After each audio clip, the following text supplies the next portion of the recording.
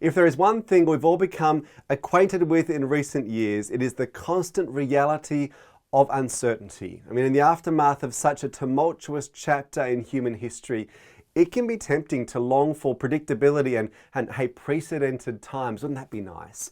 But now is not the time to shrink back or to look back. Now is the time for audacity, for adaptability, but most of all for agility. These things matter more than ever.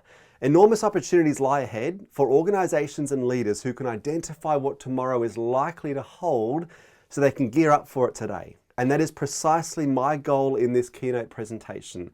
The first half of the presentation is a deep dive into the key trends that will shape the short to medium term for all of us.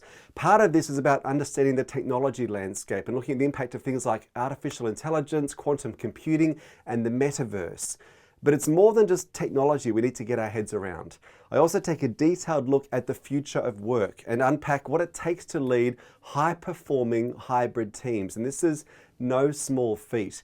And we also turn our attention to the all-important theme of generational change and examine the defining characteristics, the traits, the expectations of Generation Z or Gen Z, and even Generation Alpha.